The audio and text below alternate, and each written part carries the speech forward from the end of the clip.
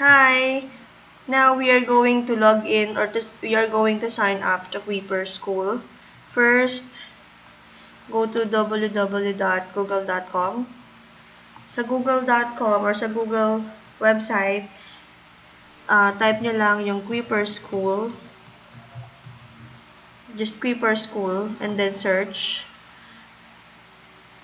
Paglabas ng mga links, lagi nyo pipiliin yung Philippines-Kuiper School.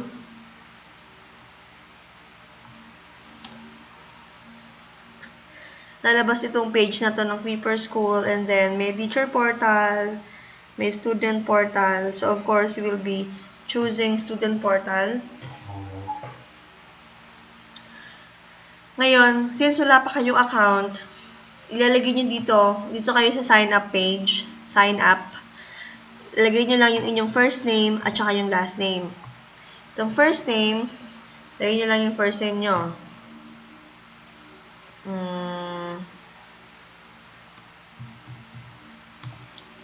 For example, Zikaila. And then, just hit next. Click next. Ngayon dito, ito hindi siya yung email address, hindi siya mandatory. Pwede nyo siyang lagyan, pwede rin hindi. Kung meron kayo, fine. Kung wala, pwede rin naman.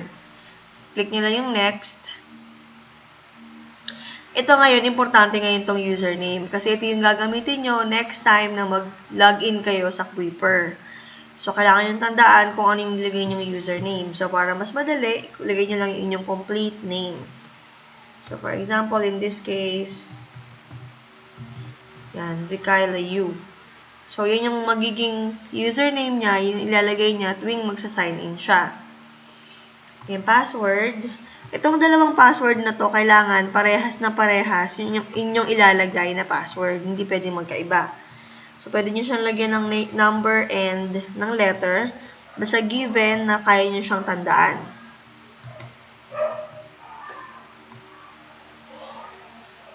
Ngayon, okay na. Welcome na siya ng Kuiper School.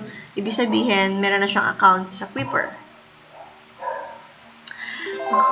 Ngayon, since wala pa kayong classes, may binigay sa inyo yung teacher nyo ng code. So, in this case, gagamitin ko yung code para sa yellow bell na English. Ito yung code. Ilalagay nyo lang yung code dun sa line, sa mga blanks. Then, sa baba, nakalagay join a new class. I-click nyo lang yung join a new class. Yan. Makikita nyo na yung class ng yellow bell. Makikita nyo yun sa baba yung mga topics. I-click nyo lang yung topics. And then, for example, the first one, yan. Ito, i-click nyo lang ito, or yan, para mag-start kayo ng inyong assignment. Okay, na pagbabalik kayo dun sa dashboard nyo, dun sa harapan, or dun sa front page, yan, dashboard yung pipindutin nyo. Ito, kapag meron kayong bagong code mula sa inyong iba pang teacher, such as science, math, or Filipino, iba pang subjects, ilalagay nyo lang siya dito, yung code, and then just hit OK pag kayo na yung code. Ngayon, makikita nyo na dito yung iba't iba yung mga classes. Sa dashboard, i-click nyo lang lagi yung dashboard. Yan. Yan o. Pwede nyo siyang i-start ngayon. Pwede nyo i-view yung lesson para magbasa muna kayo ng lesson. Yan. Pag nabasa nyo na siya, yan. Babasahin nyo yan kung hindi nyo pa masyadong naiintindihan yung lesson. After that, you could easily start the quiz. So, i-choose nyo lang yung inyong answer. For example, in this first question, Vanessa and Rose have agreed to meet blank 3 o'clock this afternoon. Ang sagot dyan is at. So, pag tama kayo, makikita nyo dito na correct. Next question nyo, makikita nyo na yung first question here is correct. It will appear check. So, pag nakuha nyo lahat yan ng tama, it will show you that you mastered this assignment or this competency. No, pagka tinatamad na kayo or naboboard na kayo dito, move on kayo sa iba, ito lang yung pipindutin nyo, yung arrow back na to. Yan, hanap kayo ng iba pang assignment na bigay ni teacher. Yan. Pag nagustuhan nyo ulit balikan yung prepositions, pwede nyo siya ulit balikan. Next number na kayo, number 2 na kayo. So, yun.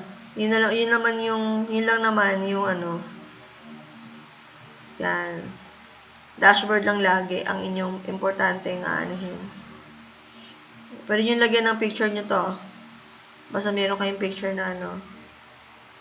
And then, pag tapos na kayo mag-Quipper, of course, pinutin nyo yung pangalan nyo sa right corner, may drop-down list, of course.